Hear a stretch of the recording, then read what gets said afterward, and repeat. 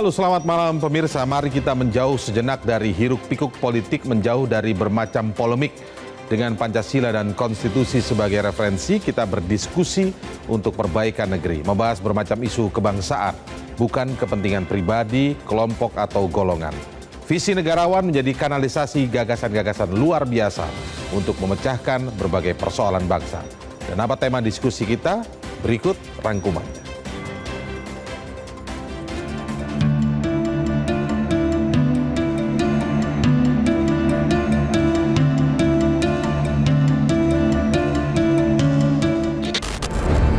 Cinta dan bangga produk Indonesia merupakan keteladanan pemimpin bangsa.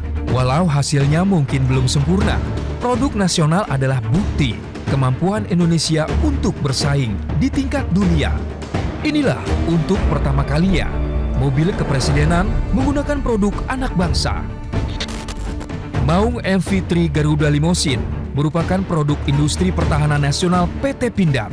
Kendaraan ini mengutamakan proteksi dengan bodi yang terbuat dari material komposit armor serta kaca anti peluru.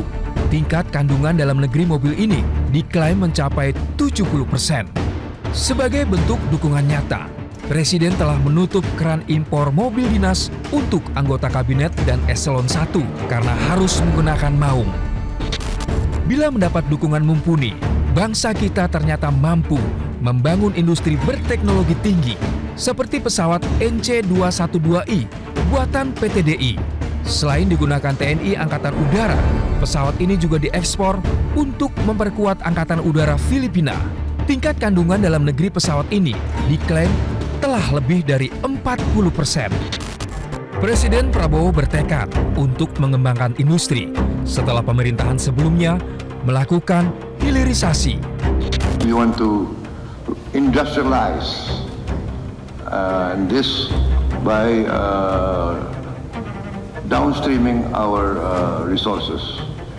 We are committed to this, and we have a strategic plan which we will carry out soon in all the 26 commodities that we have delineated as 26 commodities that are strategic in our view, that can create real value multiple times, that can make us more involved in the manufacturing of goods. Bapak pendiri bangsa Bung Karno mengajukan gagasan ekonomi berdikari. Dalam pidato berjudul Tahun Vivere Pericoloso, Bung Karno memformulasikan konsep Trisakti, yaitu politik yang berdaulat, ekonomi yang berdikari, dan berkepribadian dalam kebudayaan. Berdikari tidak menolak kerjasama dengan bangsa lain yang saling menguntungkan. Yang ditolak adalah ketergantungan kepada imperialisme. Penyambung lidah rakyat Indonesia. Semua persyaratan hampir kita penuhi, tapi ada satu persyaratan yang masih tertinggal. Untuk bisa menjadikan kita sebagai negara besar, negara adidaya. Sementara persyaratan ini adalah persyaratan yang amat sangat terpenting, samping semua persyaratan-persyaratan lainnya yang telah kita miliki, yaitu adalah mentalitas, cara berpikir kita, pola bertindak kita, perilaku kita. Ini yang belum kita selesaikan. Bisa membuat kita bangkit, berdiri tegak, dan menyatakan kami bangsa Indonesia siap menjadi bangsa adidaya. 79 tahun merdeka, ketergantungan impor, terutama pangan dan energi, masih menjadi tantangan bangsa. Menurut data Kadin Jawa Barat, ketergantungan impor nilainya mencapai 1.200 triliun rupiah. Masih banyak sektor produksi dalam negeri yang butuh komitmen dukungan politik pemerintahan baru. Impor dijadikan solusi mudah memenuhi kebutuhan nasional, walau bukan solusi tuntas. Yang menyedihkan, kuota impor kerap menjadi bancakan pemburu rente, mulai bahan pangan, migas, hingga alutsista.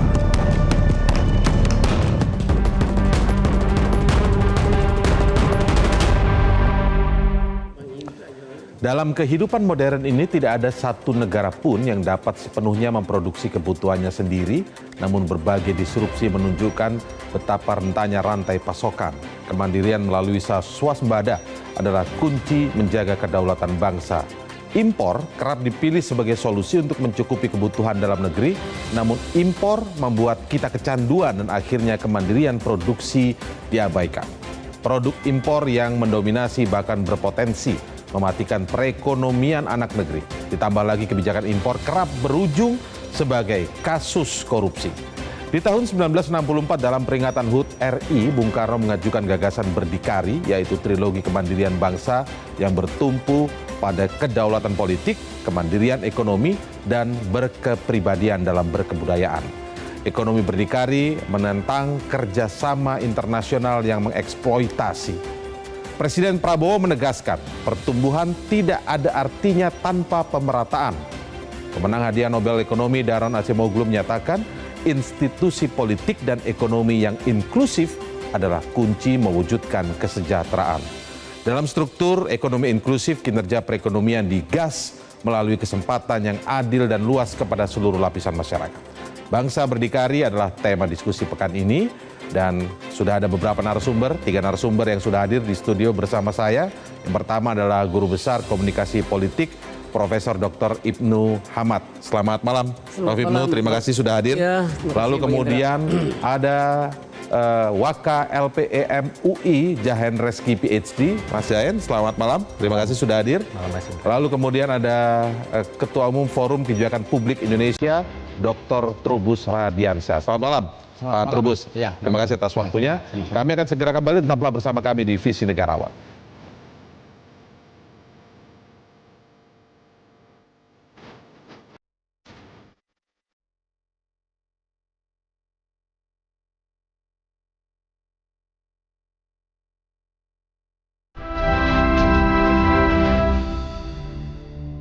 Menurut data, ketergantungan Indonesia terhadap impor mencapai 1.200 triliun rupiah. Sebagai negara agraris, pasar Indonesia dibanjiri bahan pangan hingga buah impor.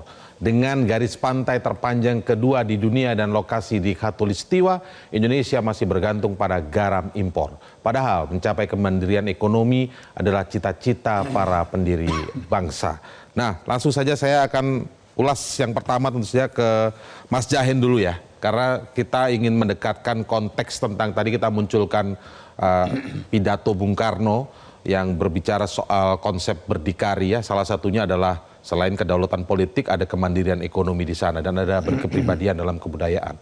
Konteks kemandirian ekonomi untuk hari ini sebenarnya bagaimana sebenarnya relevansinya di tengah era globalisasi yang hampir antar negara dan satu yang lainnya itu hampir tidak ada sekat. Terutama soal kemajuan teknologi dan sebagainya. Sejauh apa relevansi kemandirian ekonomi suatu bangsa itu? Iya, jadi kalau kita melihat di era globalisasi sekarang ya, di mana tidak ada sekat-sekat antara berbagai negara dan juga kita hidup berdampingan dengan negara lain, saya rasa untuk bisa berdikari sepenuhnya agak mustahil. Sebagai contoh misalnya kita bicara soal pangan. Negara yang paling besar di dunia itu kan Cina ya. Cina itu sempat food security-nya mencapai sekitar 90% di tahun 2000-an. Sekarang malah turun menjadi 68%. Nah sisanya itu diimpor dari negara lain. Karena tadi mereka nggak mampu untuk memenuhi kebutuhan sendiri. Nah sama halnya buat Indonesia juga kita pastinya akan perlu berkolaborasi dengan negara lain. Jadi contoh misalnya ada satu produk pangan yang kita belum bisa ataupun mungkin nggak bisa ya menghasilkan yaitu gandum. Karena kan cuaca, lokasi dan sebagainya. Sedangkan kebutuhan gandum sangat tinggi untuk kebutuhan pakan dan sebagainya. Nah berarti kan kita kalau pengen nanti memberikan makanan pakan yang lebih baik tentunya harus mengimpor gitu. Tapi untuk beberapa hal mungkin kita masih belum bisa mengoptimalkan potensi. Contoh garam tadi yang disampaikan di awal. Kebutuhan garam kita itu 4,9 juta ton per tahunnya. Kemampuan produksi saat ini baru 2,5 juta ton. Jadi ada gap sekitar 2,4 juta ton di situ. Nah, kenapa ada gap? Karena memang ada isu terkait dengan produktivitas lahan garam dan sebagainya, dan juga banyak yang digunakan. Jadi agak sulit bagi suatu negara untuk bisa berdiri sendiri. Konteks kemandirian ekonomi kalau kita persentasekan misalnya benar-benar mandiri itu 100%. Mustahil. Nah, ketika Anda bilang tadi itu sudah mustahil sekarang, tapi masa iya nggak ada kemandirian, nggak mandiri-mandiri sama sekali? Kira-kira persentasenya berapa biar publik mudah mencerna? Kalau persentase sih saya perkiraan kasar ya, bukan data survei atau penelitian ya. Tadi kalau kita bicara pangan ya, even negara seperti Cina yang sudah menggelontorkan kebijakan kemandirian pangan, itu malah turun dalam beberapa tahun terakhir. Jadi 90% menjadi 60% tingkat kemandiriannya. Nah, sisanya harus diproduksi ataupun diimpor di negara lain. Jadi kalau angka-angkanya sih saya nggak punya, tapi kayaknya agak sedikit mustahil untuk bisa untuk mencapai. Cina aja kemandiriannya 60% ya? Iya. Bagaimana Indonesia Anda sejauh ini melihat sampai hari ini? Iya, dari jadi, sejak kemerdekaan mungkin atau sejak era reformasi, hari ini kita tuh berapa persen? Iya, jadi kalau tadi garam kita masih impor, kedelai juga kita kebutuhannya sekitar 2,9 juta ton tiap tahunnya, dan produksinya sekitar 500.000 ton. Jadi ada sekitar 2 juta ton lagi yang harus diimpor gitu. Jadi untuk bilang bahwa kita sudah berdikari kayaknya belum, masih jauh. Masih jauh. Masih jauh. Oke, baik. Kalau Prof Hipnu melihatnya sendiri gimana Prof Hipnu, bahwa konteks kita ingin menjadi negara yang berdikari, kemudian punya kemandirian ekonomi satu hal, tapi di era sekarang ketika kita melihat hampir rantai pasok itu saling terkait antara satu negara dengan negara lain, kita belum bicara yang kita belum optimal untuk misalnya untuk padi atau untuk beras misalnya begitu ya, itu kita sebenarnya bisa dioptimalkan. Tapi di hal yang lain juga mungkin kita memang harus bergantung juga dengan negara-negara lain. Ketika ada perang, di satu sisi kita sudah mulai ikut mikir, padahal perangnya di Eropa begitu. Nah, bagaimana Prof Hipnu melihat? Ya, nama lain dari mandiri itu kan independen ya. Iya. Nah, biasanya orang menyangka independen itu tidak lepas dari yang lain. Ternyata bukan kan. Independen itu artinya saling bergantung satu sama lain. Itu yang namanya independen. Tapi kalau dependen bergantung melulu sama yang lain. Nah, ini nggak mungkin lah sebagai makhluk sosial, apalagi dalam era global gitu, kita benar-benar berdikari total sendirian, seorangan wae gitu ya, nggak mungkin ya.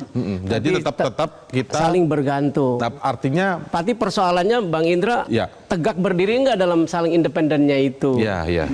Masalah garam saja dalam independensinya kita nggak tegak berdiri kan begitu, nggak tegak dalam independensinya.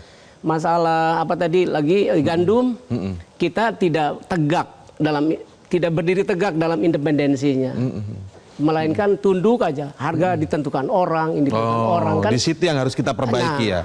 Masalahnya kan tadi persoalannya dari Mas Jahin itu gap kan ya, masalah gap ini bertahun-tahun jadi keluhan mulu kan. Begitu. Kenapa nggak ada rekayasa sosial, rekayasa engineering, rekayasa teknik, technical engineering, social engineering itu kok nggak dijawab sih gap ini dari tahun ke tahun? Terus mengikuti kondisi dunia saja ya? Iya, misalnya bawang putih impor terus gitu tiap tahun, nggak ada di situ apa rekayasa pertanian yang membuat bawang putih kita juga tumbuh baik. Menurut Anda kita tidak mampu melakukan rekayasa itu atau tidak ada kemauan? Saya kira menurut saya kemauan. Tidak ada keinginan. Tidak keinginan karena. Kenapa kok tidak mau? Padahal berdikari kan enak tuh sebenarnya. Sesungguhnya, tapi sekali lagi berdikari bukan artinya dia berdiri sendirian, tapi ada saling bergantung, tapi tegak. Optimal tidak berdiri tegak tidak begitu ya. Gitu maksud saya. Kan kalau bisa berdiri tegak dengan baik. Sekarang itu kan saya tanya bagus, ke Bang Indra, di Indonesia ada nggak yang seseorang yang kita bisa sebut ahli mangga gitu, orang Indonesia? Nggak ada. Siapa yang ahli bawang? Nggak ada. Siapa yang ahli motor gitu? Di Jepang ada Suzuki, sampai hari ini Suzuki, Honda gitu. Dikira tidak ada yang persisten gitu ya. Sebentar habis itu dia terkenal di bidangnya, loncat jadi politisi, loncat jadi ini. Akhirnya tadinya dia membentuk kemandirian, hilang gitu. Nah, ini menurut saya pola pikir yang harus diperbaiki. Pola pikir ya? Iya. Siapa yang di Indonesia ahli padi begitu, pakar padi gitu. Kan repot kita mencarinya. padi khas Indonesia gitu. Ya, Siapa begitu? Ahli kedelai. Siapa yang ahli kedelai di Indonesia? Sebenarnya mungkin bukan tidak ada, tapi mungkin itu tadi ya, ketidakmauan untuk melakukan rekayasa itu ya. Cobalah yang seperti itu diberi fasilitasi oleh pihak yang berwenang pemerintah dalam hal ini, yang ahli padi dihidupkan, terus diberi fasilitasi supaya dia menjadi ahli padi, ahli kedelai, ahli garam, terus dia gitu. Jadi jangan dibiarkan nih anak-anak bangsa yang baik-baik jadi pergi keluar, diambil oleh negara lain, kan begitu. Soal diambil negara lain tuh sedang ada isu juga bahwa lebih banyak kan? lebih ke luar negeri begitu ya. Pak Trubus punya pandangan seperti apa soal kemandirian ini? Tadi kita mulai dengan diskusi soal pasti relevan nggak sih? Nah, kondisi hari ini tidak relevan menurut karena Cina sendiri juga yang negara besar saja tingkat kemandiriannya kurang lebih ya 60% menurut Mas Zahin tadi. Kalau Pak Trubus ini melihatnya seperti apa? Iya, kalau dari sisi kita itu masalah di kebijakan ya. Jadi kalau kebijakan kita ini kan selalu ganti pemimpin, ganti kebijakan masalahnya. Sehingga untuk yang sekarang keberlanjutan nih Pak? Yang sekarang ini keberlanjutan? Cuman itu hanya ini terminologi saja gitu. Tapi secara ini tetap berubah nanti kan. Karena harapannya ada perubahan. Dan masyarakat kita maunya kan ada perubahan. Jadi persoalan pertama adalah kebijakan kita selalu ada dihadapkan pada ini inkonsistensi. Konsistensi apa? Karena selalu mempertimbangkan bahwa munculnya political will itu selalu ada tekanan-tekanan.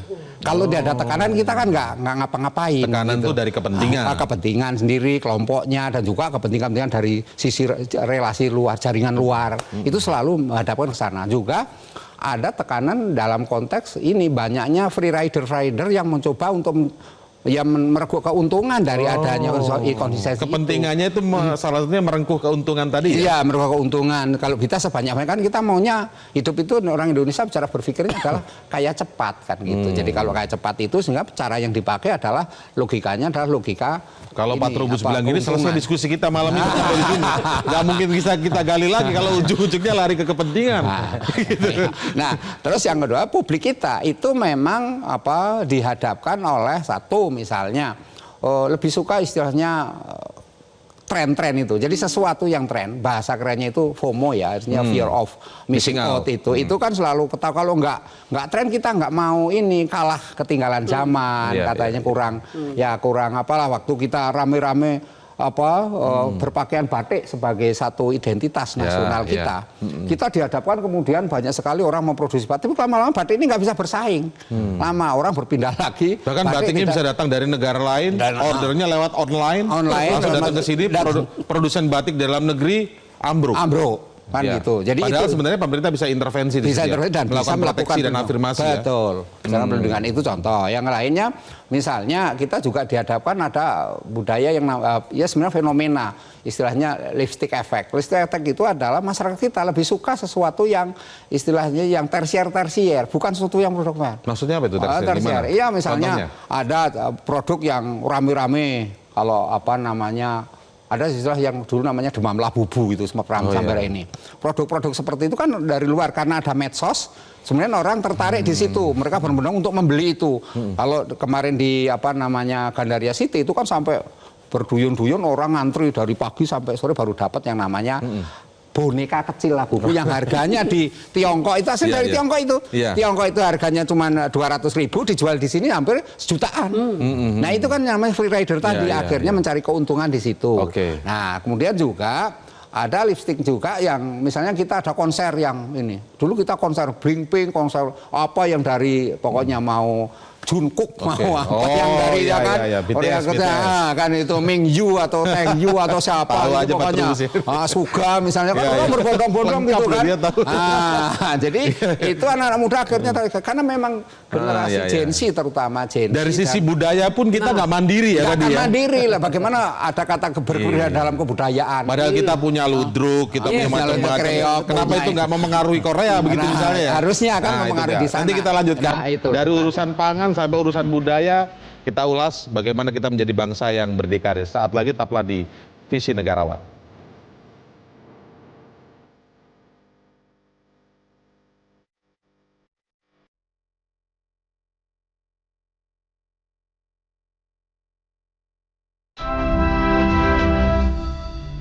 Di segmen sebelumnya kita sudah berbicara tentang bagaimana kita harus bisa mandiri dari sisi pangan dan lain sebagainya. Tadi bahkan sudah masuk kultur atau budaya.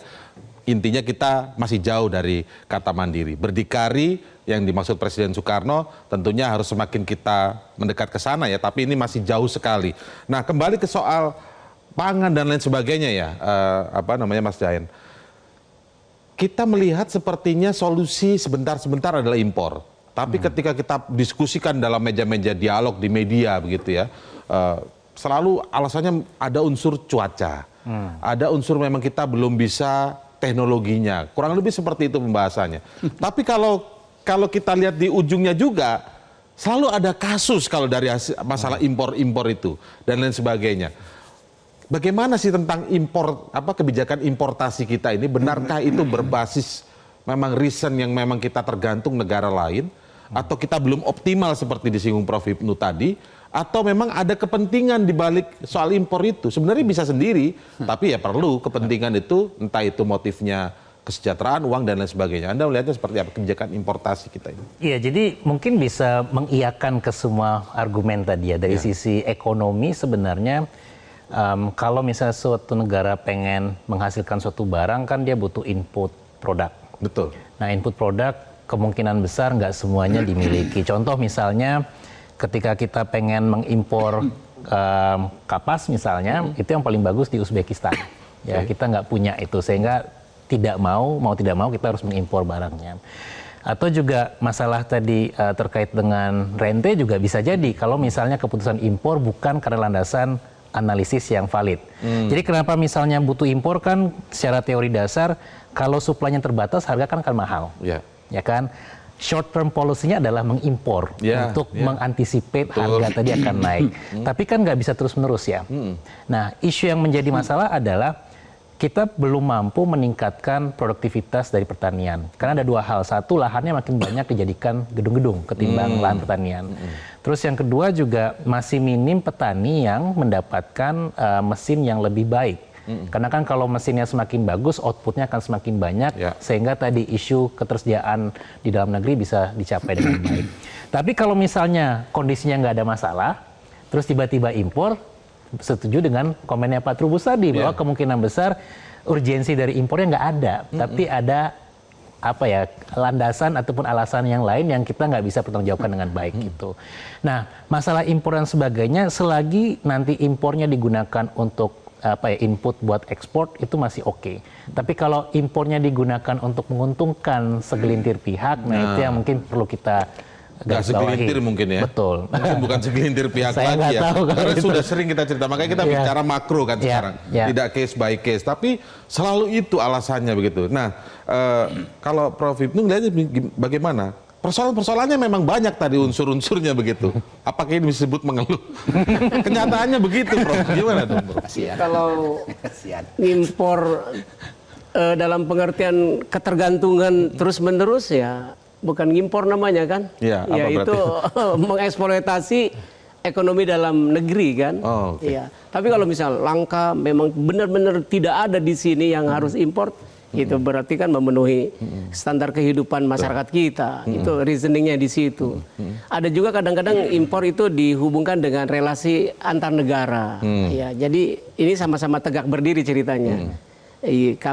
Saya kirim barang sana, kami impor sana. Jadi gitu. Jadi seperti barter lah. Biar terjaga ya. Iya, begitu. Ya. Ada juga yang seperti itu. Tapi kalau ngelihat tradisi impor terus saja. Ini kan sesuatu masalah yang dikeluhkan terus, tapi kok nggak ada solusi sepertinya ya. Padahal sebenarnya ada. Tadi kan disebut sama Jihan tuh, ada gap kekurangan maksudnya. Garam baru sekian produksinya, kurang sekian. Apa nggak ada rekayasa teknologi yang membuat kita bisa mengurangi gap itu gitu ya? Dari 2 juta ton ya tahun ini misalnya naik jadi diturunkan gap itu menjadi, padahal kita negara maritim, logikanya harusnya terpenuhi ya gitu. Ada keluhan petaninya, didik dong petaninya. Kalau dosennya kurang cerdas, sekolahkan lagi dong ini. Ini kita ini keluhannya berulang-ulang, terus menerus, tapi nggak ada solusi gitu. Dan sepertinya ada yang menikmati betul seperti beliau tadi. Ada yang menikmati. Ada yang menikmati. Sudah. Ya memang kadang-kadang kasusnya muncul, kadang-kadang karena kepentingan politik kasusnya nggak Karena muncul. menjadi gitu ya. importir itu teman saya bilang cuannya luar biasa. Oh iya? Oh iya? Iya. Gitu ya? Triliunan cuannya. Apakah mau impor beras, mau impor daging, impor bawang putih, impor bawang garam, apa aja. Oke. Cuannya besar sekali. Prof Ibnu nggak ngasih tahu temennya bahwa kita jauh dari kemandirian ekonomi. Iya, dia yang mengingatkan Ibnu mestinya kita punya pakar di UI, di ITB, di Iya. mana-mana kampus hebat. Kenapa nggak ada rekayasa teknologi, rekayasa Iya, sosial, rekayasa pertanian yang membuat kita bisa tumbuh? Masalahnya gini, Bang Indra, saya mau tambahin Iya, iya, sedikit. iya. Masalahnya kita aja di kampus ini isi kepala kita importir semua ini. Oh iya? Iya, misalnya saya teori komunikasinya teori dari luar. Oh. Kalau Bang Jahani, maaf ya Bang Jahani ya, dosen Teori ekonomi, jangan-jangan teori ekonominya nggak impor. Iya. Beliau ahli publik. Belajarnya dari luar negeri juga memang. Bukan soal itu aja, Oh, iya. belajar luar negeri boleh, tapi apa yang membuat dia produksi sendiri pemikirannya? Oh, oke. Kan nggak ada, jarang gitu. Dari Jadi pangan kita ke pendidikan pun kita masih jadi ini jauh kita sekali ya. ide kita importir. Hati kita juga diimpor, kesenian sukanya orang Iya. dari orang, pakaian impor, makanan impor. Oke, kalau Jadi bicara bagaimana jadinya kita kalau ini? bicara afirmasi dan langkah yang harus dilakukan, tentu kita men-challenge pemerintah. Menurut Pak Trubus, dalam waktu 5 tahun ini apa yang kita mintakan ke Pak Prabowo agar kita mulai mampu untuk, Anda tadi sempat menyinggung bahwa kita bisa swasembada pangan. Bisa. 5 tahun ini. 5 tahun ini dengan apa kebijakan diversifikasi pangan. Diversifikasi pangan. Jadi tidak semuanya harus beras. Biarkan masyarakat yang makan sagu. Kan itu sering mereka- disampaikan, Pak Iya, Trubus. tapi kan karena tadi inkonsistensi itu kan ganti kebijakan ganti. Dulu kita sudah nih setiap pagi kita makan yang namanya harus non beras. Tapi kan ujungnya itu hanya apa istilahnya ya 4 bulan 5 bulan hilang lagi kebijakan itu. Kan seperti itu. Iya, Itu iya. persoalan. Yang kedua memang masyarakat kita juga sudah sebagian meninggalkan. Kalau yang berkaitan dengan misalnya ada kita ramai belakangan kebijakan food estate. Kan itu. Iya, iya. Mau food estate kan mau dipakai untuk itu, tapi kan kenyataannya masyarakat kita sudah nggak lagi suka yang namanya ke sawah. Kan itu, ke pertanian. Makanya kan Menteri Pertanian membuat seperti nanti ada gaji 10 juta atau apa waktu itu isunya rame kepada mereka anak Gen Z yang mau ke sawah. Oke. Kan gitu, mau ke Kalau pertanian. kajian Anda kira-kira Pak Prabowo bisa menekan, sebaiknya bisa menekan berapa persen untuk itu? Oh bisa juga. Kalau tentu ini kan sangat tergantung kepada ini ya politik oleh presiden. Tetapi saya mempercayai bahwa bisa ditekan sampai tataran 25% lah paling enggak. Sehingga kita tidak perlu lagi tergantung kepada jenis makanan-makanan dari luar, tapi semua makanan dari dalam bisa ini semua diproduksi sendiri bisa. Dengan catatan itu tadi ada konsisten, kemudian ada yang namanya subsidi dari pemerintah. Kalau semua disubsidi, aksesnya diberikan Oke. semuanya dalam arti pemerintah masyarakat dikasih pupuk yang murah, dikasih segala sesuatunya, jalan itu Mas. Konsisten itu artinya juga mampu menangkal kepentingan-kepentingan yang menyusup masuk ya? Betul. Oke, Iya. baik. Kita lanjutkan nanti setelah jeda. Tetaplah bersama kami di Visi Negarawan.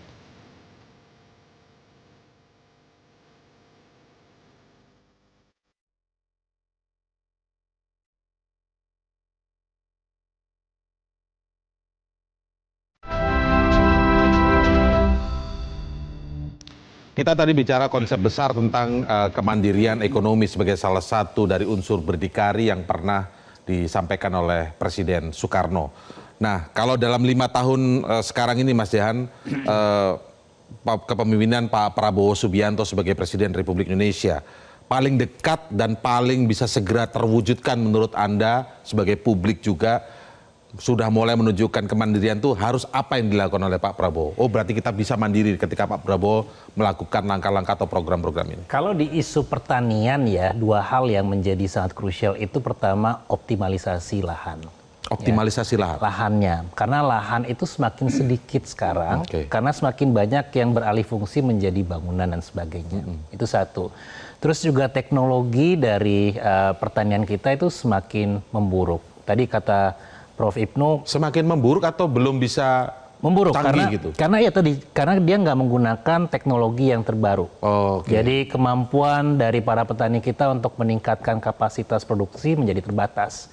Nah, sehingga agak sulit bagi kita misalnya dalam 5 tahun ke depan kalau hal-hal tersebut nggak ada perubahannya. Jadi dibutuhkan misalnya komitmen dan clear policy dari pemerintah Ya. untuk bisa mengadres itu. Toh walaupun nanti nggak bisa self-sufficient ya, tapi setidaknya kita bisa meningkatkan kemampuan dari sektor agrikultur untuk semakin tinggi. Karena negara yang maju biasanya harus tumbuh pertumbuhan pertaniannya. Ya. Jadi seperti US, seperti negara maju lainnya, pasti sektor pertaniannya akan tumbuh karena kemampuan dari para petaninya untuk bisa. Jadi paling urgent itu dan bisa dilakukan awal itu dulu ya. Ya, itu. Dan di tengah banyak PR yang soal kita masih belum mandiri, mungkin itu bisa mungkin dikejar. perlu diadres agar nanti petani semakin produktif dan juga sejahtera. Oke, tadi Prof. Ibnu kita lihat ada banyak sekali kendala persoalan, bahkan kendalanya bukan hanya soal kapasitas, tapi kemauan dan komitmen. Kalau menurut Anda sebenarnya kemandirian ekonomi atau berdikari tadi itu sesuatu yang possible atau tidak possible menurut Anda? Possible banget. Karena ibarat sebuah keluarga ya, Mas Indra, walaupun komponennya lebih besar. Analoginya ini Analogi keluarga. Siapa di antara kita yang hadir di studio maupun penonton yang tidak ingin mandiri keluarganya? Dan karena berusaha tidak semuanya, tetangga dan sebagainya. tidak ingin kan ngutang terus ke tetangga misalnya, atau minta bantuan terus, nggak ada kan keluarga kita semuanya di tanah air ini. Jadi kemauannya saja, kemauannya dan pemimpinnya hands on, turun tangan. Kalau dengar ingin memampukan petani, ya tengok dong petaninya. Seperti apa sih wajah petani itu? Tapi seringkali memang terhambat sama kelindan kepentingan politik. Iya itu dia. Jadi hanya dengar laporan saja kan begitu. Sudah dibantu ini, sudah diberdayakan, tapi nggak dikontrol lebih lanjut. Tidak ada monitoringnya, tidak ada ukuran evaluasinya. Saya harapkan komitmen untuk benar-benar memposibelkan kemandirian ini ya. Pemimpinnya hands on. Pemimpin itu bukan hanya Pak Presiden di sini. Iya, betul. Tentu dengan jabatan yang terkaitnya kan. Turun ke lapangan. Tengoklah itu realitas di lapangannya. Begitu menurut saya. Tapi yang pasti integritas harus terjaga ya. Sudah pasti apa arti integritas itu Mas Indra? Perkataan sesuai dengan perbuatan kan begitu. Oke, baik Pak Trubus penutup. Silakan Pak Trubus. Ya, kalau saya dari sisi kebijakan yang paling penting adalah pemerintah segera menyusun skenario planning dalam seperti konkretnya seperti GBHN lah, garis-garis besar haluan negara.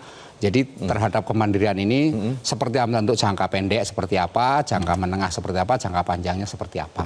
Itu konkret seperti itu. Kemudian yang kedua adalah masyarakat diedukasi untuk memahami tentang kemandirian ini dalam konteks bagaimana kemudian masyarakat memanfaatkan produk-produk dalam negeri. Dalam negeri ya? Secara optimal. Pernah ada campaign itu di era Orde Baru dulu ya? Iya, dengan seperti itu. Itu penting sekali itu. Sehingga kemudian cinta produk Indonesia semuanya dan mulailah kemudian kita berpikir untuk inovasi juga. Dalam arti bahwa karena mengikuti perkembangan teknologi, perkembangan zaman, dan perkembangan yang lainnya juga global juga. Sehingga kita ada inovasi. Nah, disitulah yang penting ada upaya-upaya yang dilakukan oleh pemerintah. Kearifan lokal jangan lupa harus terus didorong. Karena pangan salah satunya itu adalah kearifan lokal yang harus dipertahankan. Saya sih itu kuncinya. Oke, kita menemukan ada banyak kendala, ada banyak persoalan. Waktu pemerintahan adalah 5 tahun juga waktu yang relatif tentu bukan waktu yang panjang tentu saja untuk kerja-kerja pemerintahan. Tapi sekali lagi dasar itu semua adalah selain integritas, kemauan dan konsistensi pemerintah dalam hal ini mungkin kita meminta Presiden Prabowo untuk bisa mewujudkan bagaimana Indonesia bisa mandiri dalam soal ekonomi, berdaulat secara politik, dan nanti berkepribadian secara kebudayaan. Terima kasih atas waktunya berdiskusi di Visi Negarawan malam hari ini, Prof. Ibnu, kemudian Pak Jahen, dan juga Pak Trubus Radiansyah. Terima kasih, selamat malam. Dan pemirsa itulah tadi Visi Negarawan untuk malam ini. Saya Indra Maulana mengucapkan terima kasih Anda sudah menyaksikan Visi Negarawan. Selamat malam, sampai jumpa.